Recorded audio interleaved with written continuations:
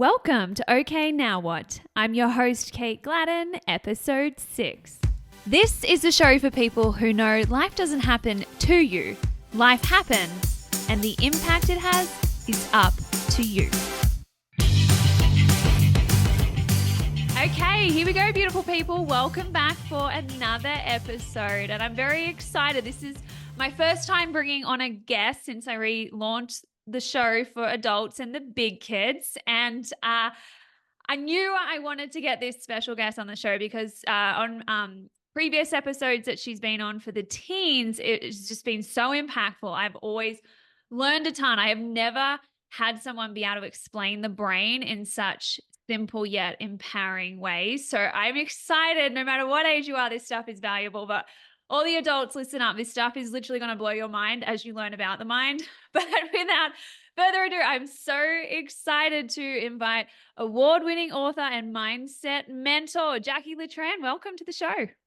Well, thank you so much for having me back. We had such great conversations before, so I'm really excited about today. Yes, me too, me too. I was like, oh, I don't even know what to ask because there's so many things. And I'm just going to say it from the get-go, guys. Like, go do yourself a favor. Go order Jacqui's book for adults. It's I Would, But My Damn Mind Won't Let Me. Is that the right, correct title?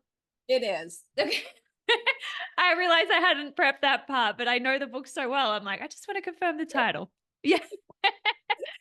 um, so Jacqui, I know you're just as passionate about helping people live their best lives, which a lot of us don't understand, comes from understanding how the mind works, because I'm sure many people have seen the affirmations, heard about mantras, just think positive, stop worrying so much. But why on the surface is that stuff not sticking or really making an impact for people? It's an interesting question that you asked that. There's actually a little blurb in my book that it says something like, why positive thinking doesn't work. Yeah.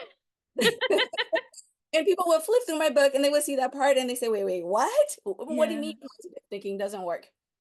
I do explain that part, and we can definitely go into it here, but the really superficial, big global thing is doing it wrong. Mm. A lot of us are told to just do this thing without any explanation behind it, so that when we do it, we don't understand what the true purpose is and how to do it properly. So we end up doing the affirmation in a way that affirms the negative rather than affirming the thing that we're looking to build. And so in the book, it explains how the mind works, how beliefs are created from different experiences, and then how they work together to then influence your life experiences. And understanding how to talk to the mind, how to give proper command to the mind, it's a lot simpler than we've been led to believe. And when you know how and you do it properly, the result is incredible. I know. I've experienced it in my own life, and I've shared plenty of the wisdoms with my own clients. Actually, just last week, I ordered another copy of your book. So I love it. But let's see, where do you want to start? What's the most basic thing that you wish more people knew and understood about their brain and how the mind works? Where should we start? I think we should start with knowing and believing that we do have control over our mind. A lot of people would say things like, I can't help it. I just feel that way. I can't help it. I've always been this way. I can't help it, this and that. No, you actually can help it. You are in the driver's seat if you want to take control, if you know how to take control. Unfortunately, a lot of us are just led to believe that these things, these emotions, these things are happening to us, and we just have to figure out how to deal with it rather than being in charge of creating the experiences that we want. So putting the power back in your hands, know that you do have control over your mind. Yes, yes. And so talk to me about the mind though, because I feel like it's helpful to understand in the beginning that there's a certain part that has been, I guess, conditioned or learned, and kind of, you talk about beliefs coming and getting, created from when we're like 5 to 7 years old and things like that. So talk a little bit, I guess, about that subconscious mind that people are like, well, I can't control that, and what goes on there. Yeah, definitely. So, we first need to separate the two big part of the minds, right? And we're just talking about mindset. We're not talking about the intricacy of all the neural Yeah, biochemical, all that. We're just talking that's about above mind. our pay grade. I can talk about that too, but that would be boring. I like the stuff better. But okay, so we're talking about the conscious mind and the subconscious mind. One really simple way to look at it is your conscious mind is your logical self. This is a part that you are aware of. Your conscious mind is where you have thoughts like, I want to have this particular thing for lunch, or I want to have this career path, or I'm doing this, I'm doing that. My goals, my want, my wishes are all in the conscious part of your mind Mhm. where it's logical, where you can think it through, you can make decision and you can be aware of it. And then there's the subconscious part that house everything else. And that's where all the learned behavior, all the learned belief, all the knee-jerk reactions are stored. And the majority of us are operating at the subconscious mind continuously. Even when you think that you're operating on the conscious part of the mind, most of us do things subconsciously. There's a study I read recently, and I'm going to totally mess up the study. That's all right. We'll get the gist. Yeah, so the thing is that, like a lot of people get told like, oh, you remind me of your mother, of your aunt, of your somebody. And that person's like, there is no way that I'm anything like my mother or my aunt or whoever, right? And we Yeah. we, we even get upset, like, how dare they compare me to this other person that I don't like, I don't value, I have whatever negative towards, right? The thing is, when we are children, we learn from our environment. So if our mother, our aunts, whoever is in, the primary caregiving role, we learn a lot of them. We pick up a lot of their mannerism, their nuances. But in our conscious mind, we think we are a certain way, Or we think right? we are ourselves being ourselves and not influence. Yeah. Exactly. Yeah. But you pick up all these stuff from your childhood and subconsciously is coming through. So a person who doesn't have the inner thinking of your conscious mind to see what they see outside and they think, oh, this looks like that. And so, Yeah. Wow. so again, we're operating on the subconscious mind a lot, and that all the knee-jerk reactions, all the negativity, all the emotional pain that we endure, it's all in our subconscious mind, and understanding how to access it and reprogram it will create that change that most people are looking for, where they're now happy and excited about life and they're motivated and they can go after their goals and their dreams and actually succeed. Wow. Yes, I love it. I love it. So tell us, how do we make that transition from living life so much in the subconscious to becoming, living more consciously and deliberately with who we're being, how we react to things? Like, what does that look like? Sure. So, again, the first part is really being aware that you have control Mhm. and starting to pay attention to the thoughts that you're having, to the reactions that you're having. One of the assignments I give all of my clients is take a notebook with you and for 24 hours, write down every single negative thought you have about yourself or about the world. And people come back with like pages and pages, pages and pages, right? And they had no idea. Mm. They think they are like super positive and they have all these wonderful positive thoughts all the time. And then when they start paying attention to themselves, their self-talk and all of that, they realize, oh, I'm not that positive. And here's the thing about the subconscious mind. It's always paying attention to you for the next step, right? Mhm. And so the thing that most people don't recognize is every single thought that you're having, every single emotion you're having, you're basically telling your subconscious mind, this is the experience I want. Give me more of this experience.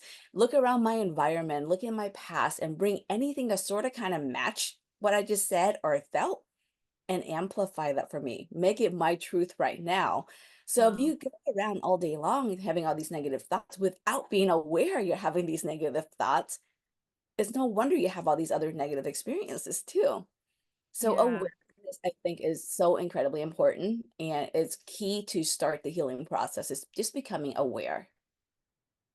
When you can't change what you're not aware of. So I couldn't agree with that more. And I think, if we're to take this all to a more just day-to-day scenario, especially for adults, and I see, like, even within myself and my relationship with my husband, sometimes if I forget something or, leave something leave the door open, or like I'm a little forgetful. And I remember when I was younger, my dad, he's very detail oriented. He would say little things that I don't think he meant it, but I would interpret it as a kid, you're 5 years old or something, like, I would feel a lot of shame and I'd start to, like, spiral, and I can even feel that in my 32-year-old self now if I forget something or, and Nate doesn't really care, but I feel viscerally like this shame. And so is that kind of what you're saying about like, I remember in your book, like things that happen as a child, if anything that like kind of re-triggers those, I guess that memory or that feeling, it kind of recreates it. Am I on the right track somehow? You definitely are on the right track. Okay. So taking it back a step is, okay, so we're talking about the development of beliefs, right? Hmm. And the majority of your beliefs were developed between birth to 7 years old. I mean, we're talking about birth, infancy, things that happened so long ago that is still causing those knee-jerk reactions. And so in all my work, I discover that there's only four like super big disempowering beliefs that cause everybody's problem. I mean, like no matter what it is you're dealing with, I guarantee you we can trace it down to one of the four I'm going to mention or multiple of the four. And that's a belief of I'm not good enough, I'm not worthy, I am not loved, and I'm not safe, Mm. right? So those are the four beliefs that will get created based on our very young, very immature mind that doesn't understand the whole nuances of what's happening. If mom comes home and you've been forgetful, or dad in your situation, and you've been forgetful about something, and dad says, I know you didn't mean this, but that but hurts, Mm. right? And that's one Mhm. thing too. This is a total aside. When I talk to my clients, I really encourage them to leave out the word but when you want to have beautiful, positive, nurturing relationships. Because the moment you put but in there, you negate the first part you just Yeah, to mentioned. And now pivot. the Yeah. focus is on the negative, right? So Mhm. here's that. I know you didn't mean to, but you did this again. Mm. And you already experienced this 1, 5, 10, 20 times. And every time you feel a little bit worse about yourself, like, how can I be so forgetful? Mhm. Right? I Yeah. must not be that smart. I'm Mm. not enough. You see how that goes? Mhm. Yeah. And then, of course, as little ones, we fear losing love, losing that connection with our parents, our caregiver. And every time we do something not so great and they might raise their voice or they might do something, we're like, we're not loved. If I do that, I'm a bad person, I'm not loved. And that just compound on top of each other. And once you create the belief, one of those four, and they like to hang out together. So it's not like Yeah. you're dealing with this one, you're dealing Yeah. with They all all four, hold hands and the best buddies. yeah. I mean, like you might have one that might be the primary player, but you have all four. We all have all four beliefs. They just come up differently for each person. And Mm. some people hold on to that negativity longer than others. But so something happens once you create a belief system like that, it's in you, it's in the background of your mind, and it stays with you forever. How do you like Mhm. that? Right? Your 3-year-old self mistakenly, Yeah. because your 3-year-old self doesn't have the experience and the knowledge to understand mom yelling at you right now is because mom's frustrated with her job Yeah. and it's taking it out on you versus you being a bad person. But Mhm. now you believe this is ingrained in you. And when something happened that sort of kind of looked like that, your subconscious mind goes, oh my gosh, we're bad, right? Yeah, those same you're not good enough or smart enough, loved enough. Yeah. Yeah, I can well, I remember, like, reading that in your book and being like, "Oh, I can see those little things." And I had a great childhood, I'm not trying to blame my parents or anything, but it's just interesting how your brain's just at our little itty bitty selves trying to make sense of situations, and then the assumptions we make or the conclusions we jump to at that age about, yeah, it's because 'cause I'm not good enough or loved enough. It can replay throughout our lives if we don't, practice that awareness piece that you're talking about especially. Right. So going back real quick, you mentioned you had a great childhood, and I want to bring this up because a lot of people say the same thing, like, I don't get it. My childhood was perfect.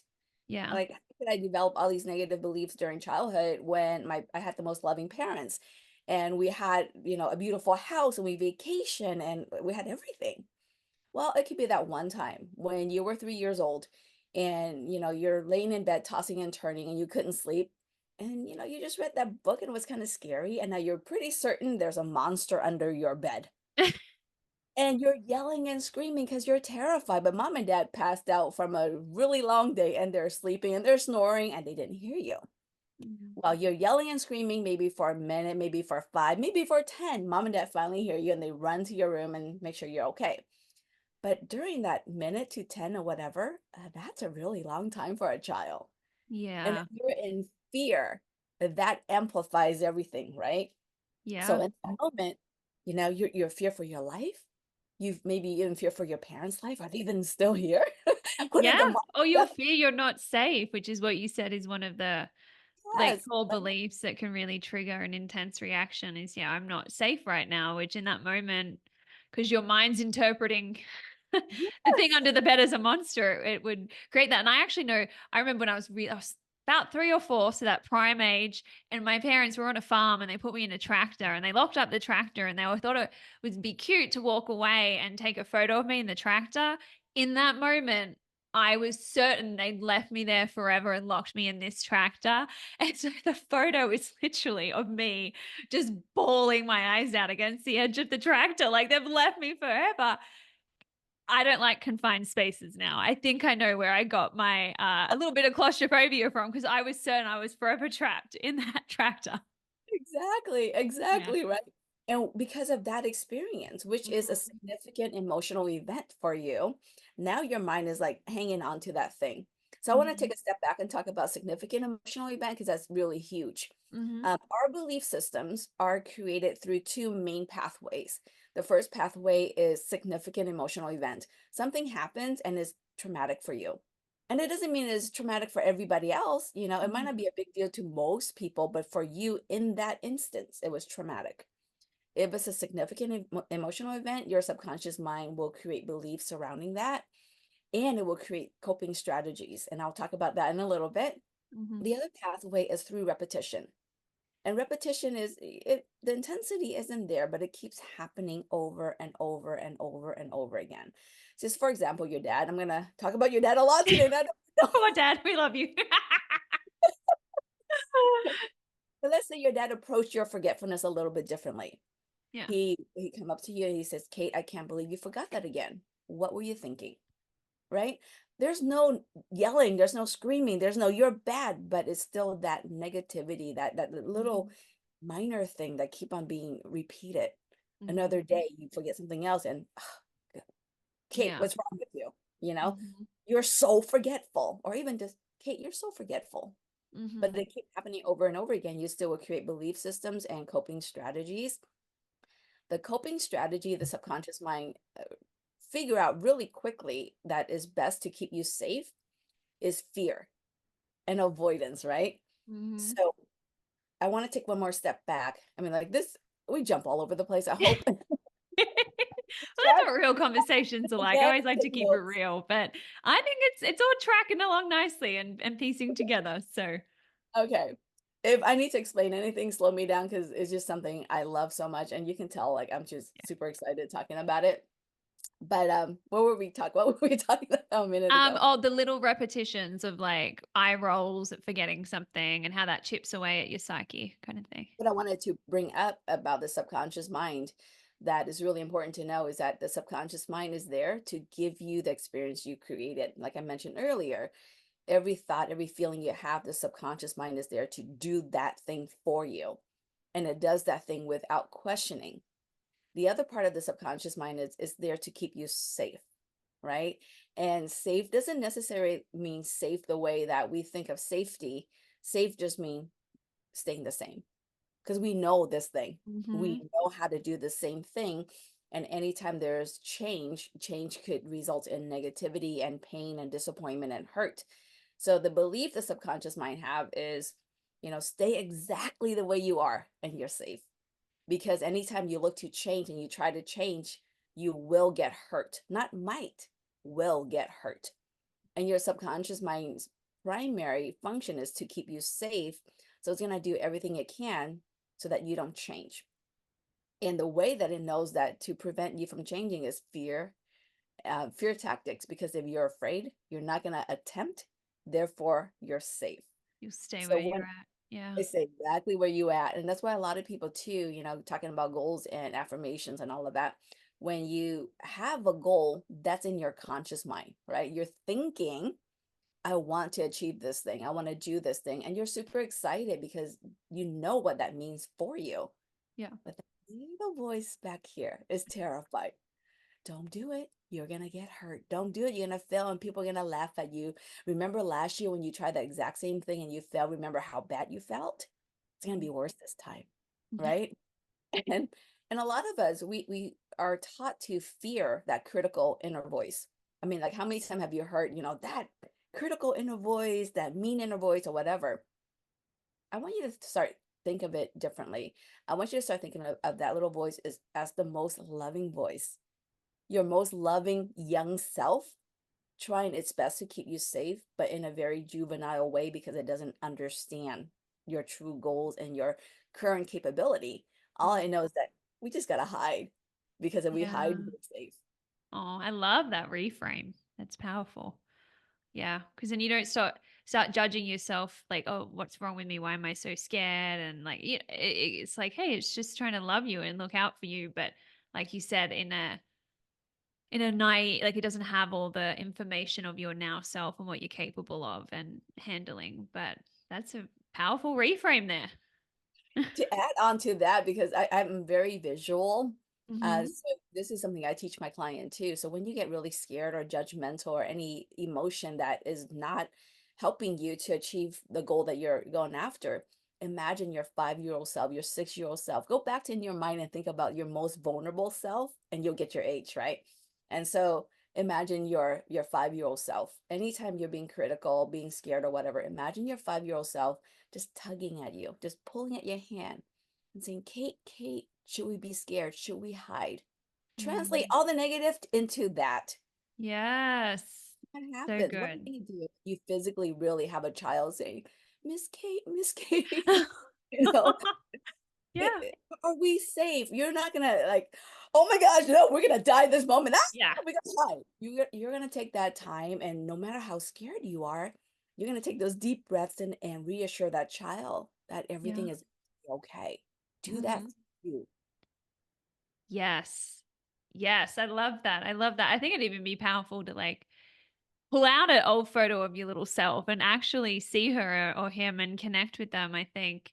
Yeah. And that's why I noticed, like, I try and do that now, actually, like when I get in the confined spaces, I think of my little self in that tractor and it's like, it's okay. You get out of here. You're loved. You're safe. Like, it's okay. Cause I guess I have that awareness now of where that intense feeling comes from. So I've been working through it, but consistently doing that for anything where you're putting yourself out there or stepping into change or the unfamiliar. Like I sure you can appreciate when you're working with teens, like I have a lot that are either transitioning into high school or into college, and there is an intense voice that's like, this is going to go terrible, everyone's going to hate you, and it's like that. So helping them see that as their younger self, just trying to keep them safe, is gonna, I think, be really helpful for sure.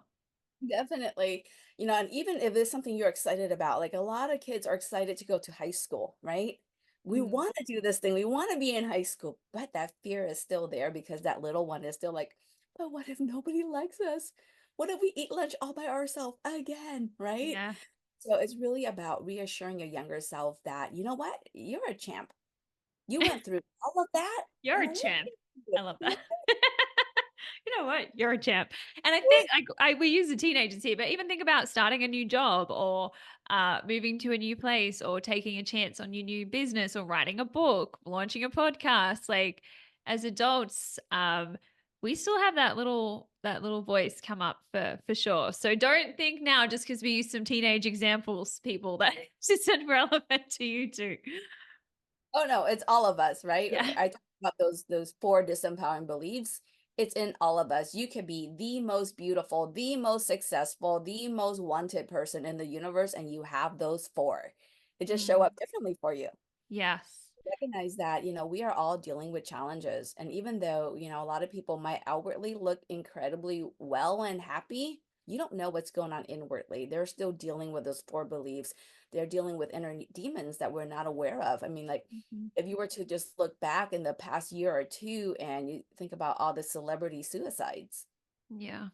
right? I mean, you have these people that outwardly, everybody dream of their lives, but they're still dealing with the things that we are not aware of. And that, just recognize always that no matter what it is that you're going through, that you're not alone, Yeah. that there are people dealing with the exact same thing, and they could be the person sitting right next to you who appear to have it all together, and that person is completely stressed out because every single day they wake up and they have to put on this fake mask and this fake Mm. persona, to be the person that they think everybody expect them to be, and that's just a lot of pressure. So be kind to yourself, be kind to Yes. others.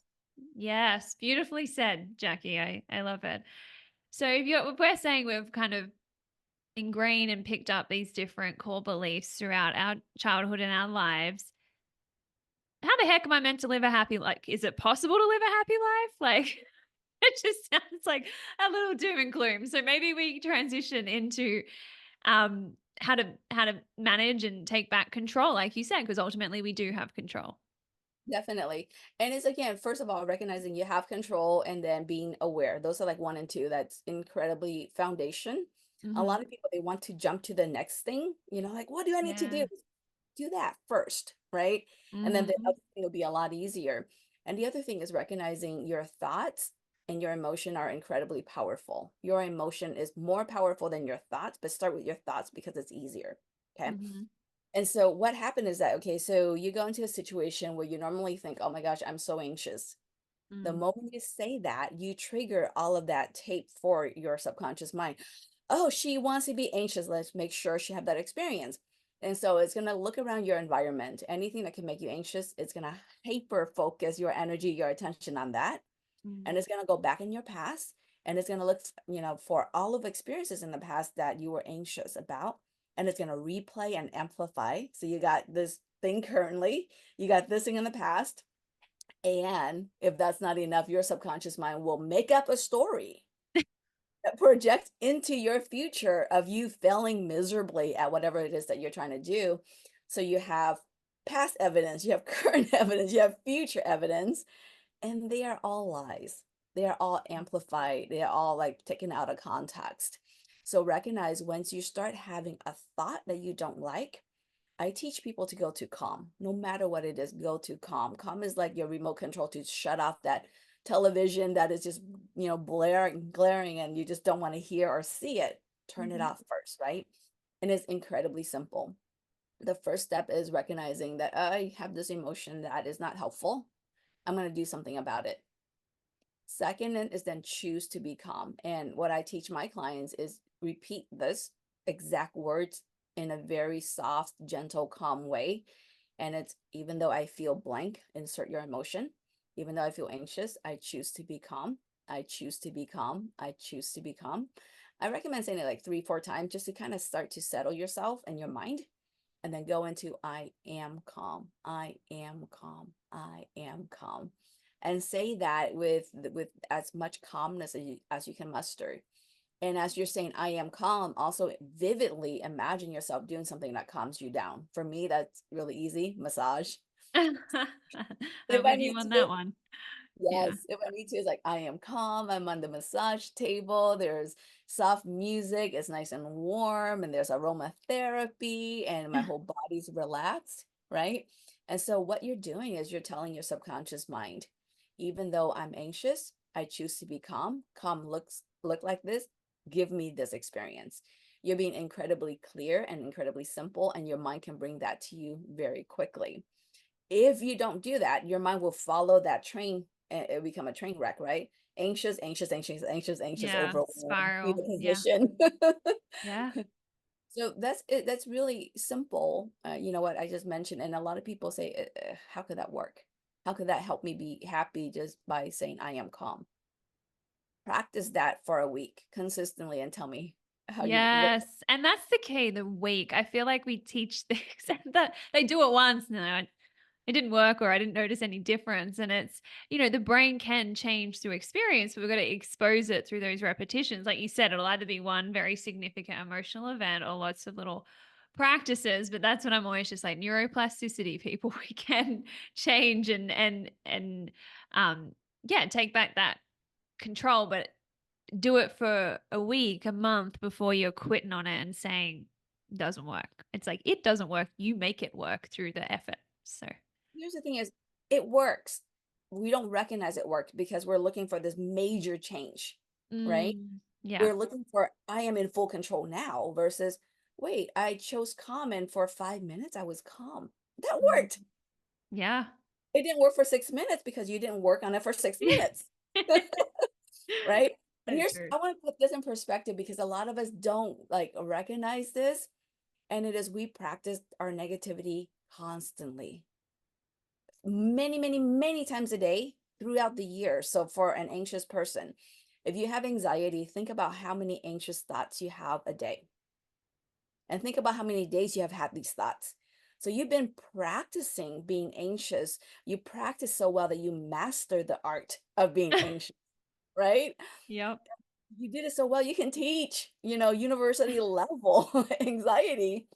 And then you spend a day on calm and it didn't fix the thing that you've been practicing for 30 years. Yeah.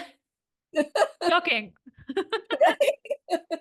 So be kind to ourselves. I mean, always give yourself that grace and that space to know that when you're doing something, you're a beginner. You might be an expert at something else, but in this particular thing, you're a beginner. Imagine you're a little baby. Are you going to be upset with the baby the first time it try to feed itself and it goes into the ear or the chin or whatever? Yeah. Or they fall down learning how to walk and things like that. Exactly. And Yeah. we celebrate it. Oh my gosh, one full Yeah. step. Yay! But we expect us to become expert at new things, but we give grace and space to other people to fail and fail and fail, and we still celebrate the failure. We Mm. we don't do the same for ourselves, and that's the kindness that we need to start turning inwards towards ourselves. Yes. Yes. So, so true. It's the same with also like when you're talking about the I choose to be calm, I choose to be calm. I'm guessing also like practicing some slower, deep breathing during that time is also helpful to go alongside it. The breath is incredible. I don't share too many things at one time just because it's like, okay, I'm supposed to say Yeah. what and I'm supposed to deep practice one thing, practice the Hmm. other thing another time, incorporate it when it feels comfortable, right? Okay. There's Yeah. no one method that works all the time for everybody, and you might like one better than the other, but breathing is really key. And for the slow breathing, I recommend some thoughts to go with it because thoughts create our experiences, right? Hmm. So let's say you're anxious and you don't want to choose calm. You want to use your breath to release your anxious feeling. Perfect. Notice where you feel the anxiety in your body. Your physical body will always have signs and symptoms of your emotional um, symptoms. Hmm. So, let's say you're anxious and you can feel kind of like fluttery in your chest, right? Or maybe feeling heaviness in your stomach or tightness in your shoulder. You will feel it somewhere. Be aware of that somewhere. So let's pretend for this conversation that it is right here. Close your eyes and just kind of connect to it. Just like, okay, my anxiety is sitting right here, right? And then I want you to take in a very big deep breath in. And with your big deep breath in, I want you to imagine just picking up that anxiety with your breath and just holding it. And then on your breath out, imagine releasing that anxiety. So breathe in to pick up, hold, breathe out to release. Breathe in to pick up, hold, and then release. And as you're doing that, remind yourself, I have the power to make myself uncomfortable because when you hold your breath, it's pretty uncomfortable, right? So when I do this with clients, I usually lead them with, the thoughts. It's like, okay, taking a big deep breath and recognize how much control you have in your own discomfort. Now take a breathe. Can't talk. Now breathe out and release that discomfort and recognize the power you have to also release your discomfort. Wow, Take that's a another powerful breath. practice. Yes, yeah, right. Because then you realize I'm doing all of this in myself. Yeah.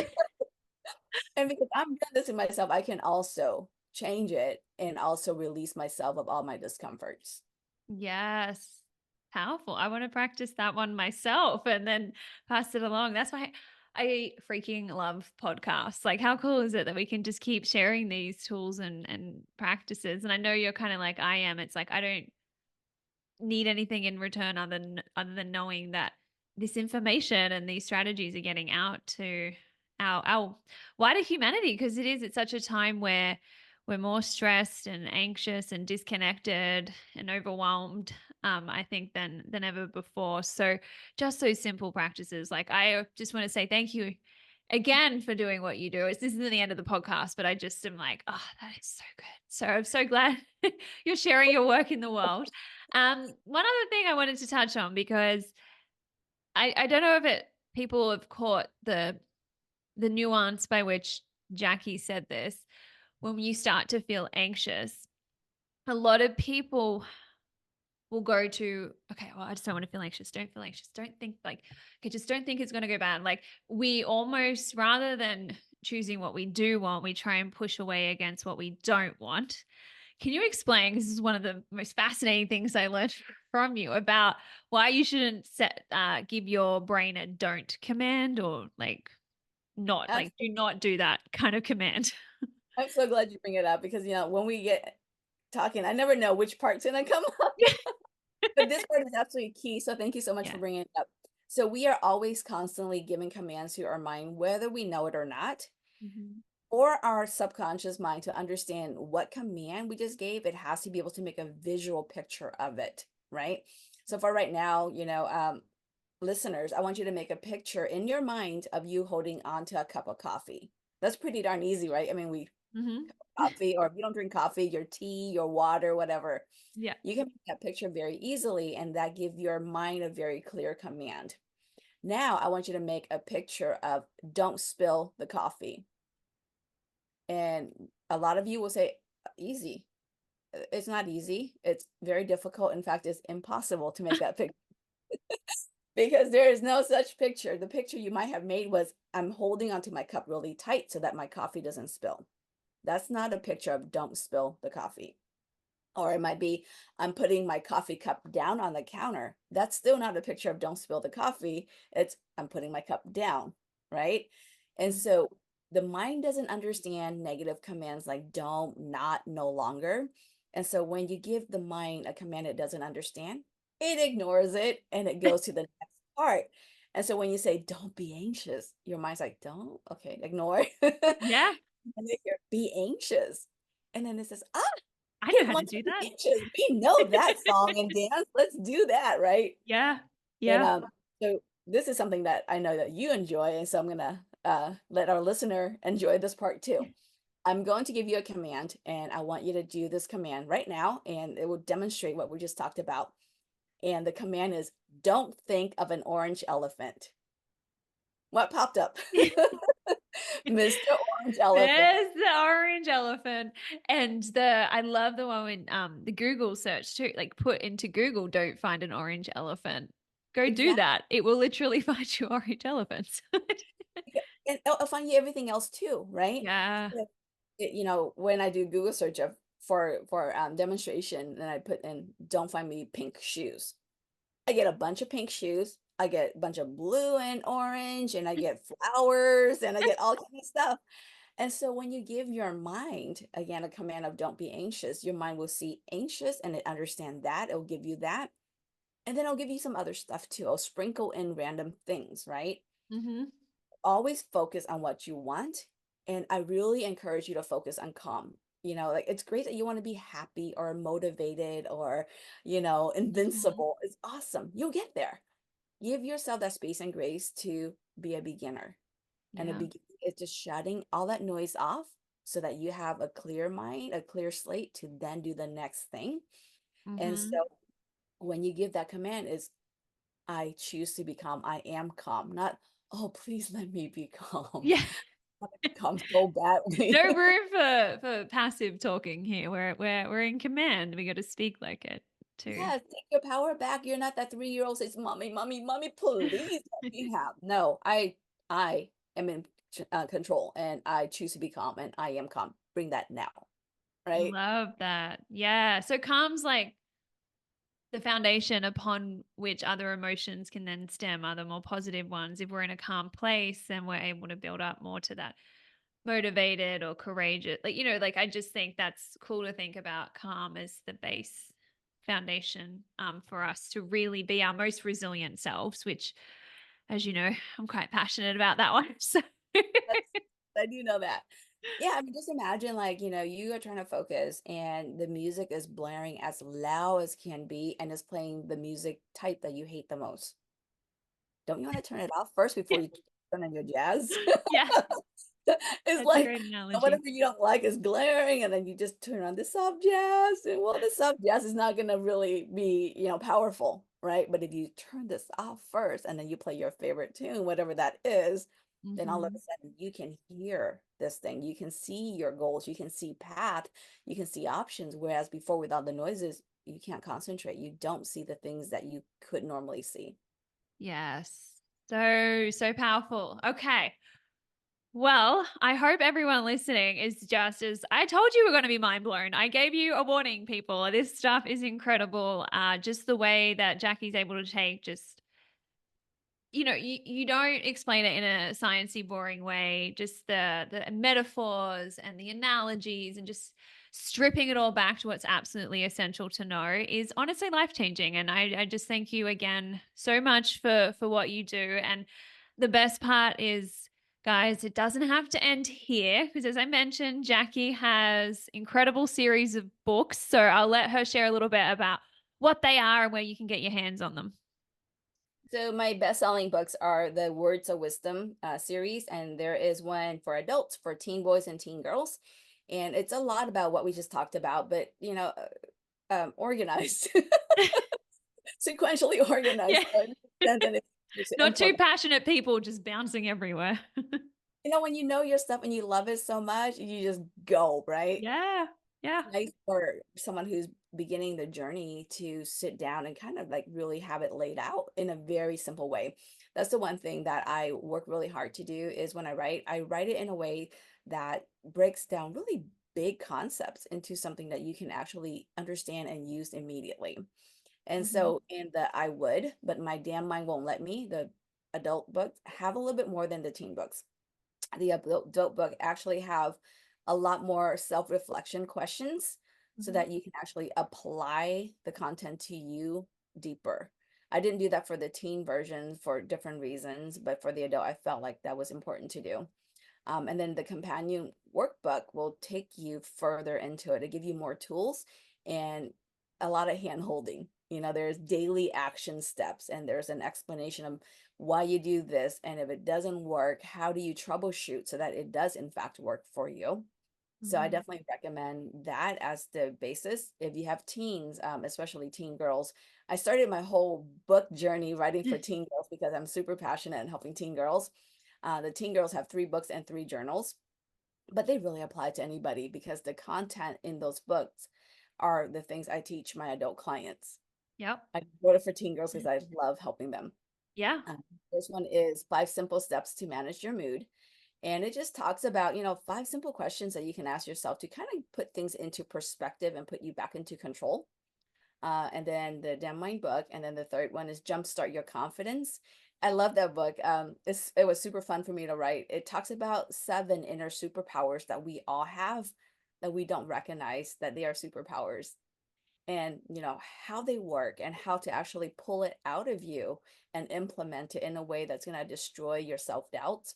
We all have self-doubts, but we also Hmm. have things that we don't take for, that we don't recognize, like courage.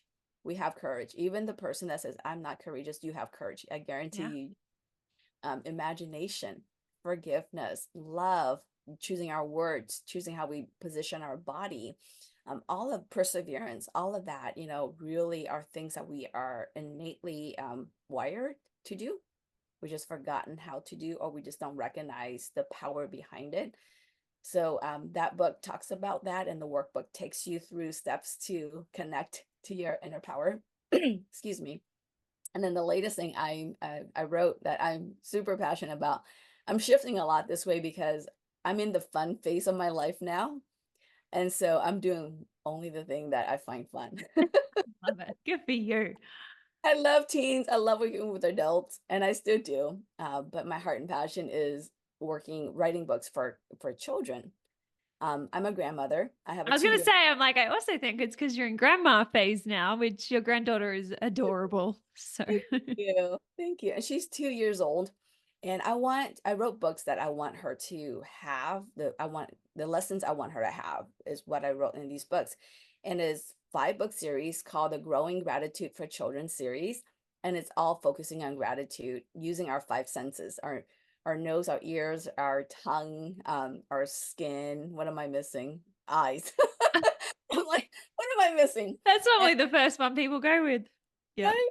Well, yeah. And it's have you ever thanked your eyes, your nose, your ears, your tongue, your skin?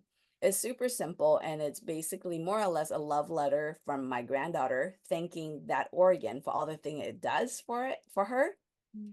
and then recognizing when that organ is not feeling well, what she experiences, and then a promise then to take care of her sense organ so that it gets back to health. Oh, And yeah. so it's a whole journey of teaching the child what this different senses does and recognizing the beauty and the simplicity, right?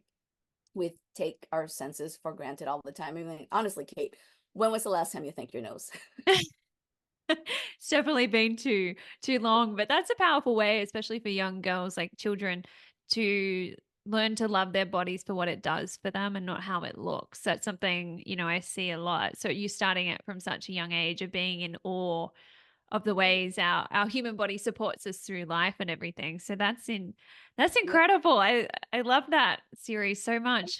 with gratitude. I mean, like, I don't know if you need to end this, but I want to touch on gratitude because I think gratitude is really not discussed in this particular way that really I think is super powerful. I think gratitude is the answer. Like no matter what it is that you're dealing with, no matter what your struggle, your pain, whatever you feel you might be lacking, if you shift into gratitude, your life change significantly. While the thing that you're dealing with might not change, but your experience of going through that change dramatically, right? Yeah. I love questions. So I use a lot of questions with my clients, and the most powerful question I've ever heard that just like I use all the time because it's just incredibly powerful. It's not my question, but I love it. And it is, who would be grateful to have my problem? Mm, Right. And so you're in the situation where you just got fired and you're going to be evicted out of your home and you just lost your car the week before. Who would be grateful to have your problem? If you were to say, okay, world, I am taking, I'm trading problems. You take this problem, I'll take yours. How long do you think that line will be? yeah. Right? Hmm. We get so focused in on what's wrong that we forget about what's going well. Yeah. And so you might have all of that stuff that I just mentioned, but you have your health. Hmm. You have your children who are alive. You have family who loves you. I mean, like, think about those when you think about it like that, it just like it put things in perspective. And that's Yeah. why it's so important for me to teach gratitude right off the bat, because if you start focusing on gratitude, focusing on training your mind to look for things that are going well, your life experience is completely different. Absolutely. I couldn't agree more. I know gratitude's got me through the absolute worst days of my life. And that's the irony. It's when things are at its worst, gratitude is really most needed and most powerful. And people, like, why should I be grateful for what I'm going through? But that little question you ask, it makes you rethink it completely. And I did hear similar advice. Like, I read a book right after my sister died, and it was something around like, how did you actually avoid worst case scenario though? Like just trying to make you think. Like it felt like it was the absolute worst, but kind of thinking about how it could also been a whole lot more worse. Which again, is just flipping our story on its head a little and making us question and reframe, which is so powerful. So I love it. Well, finishing with gratitude is absolutely perfect because I am beyond grateful for you and everything that you do in the world, Jacqui. So please keep doing it. Keep doing what's fun for you. But thankfully, we also get to benefit because it seems to overlap with some really life changing tools. So thank you. Thank you for having me. That was super fun.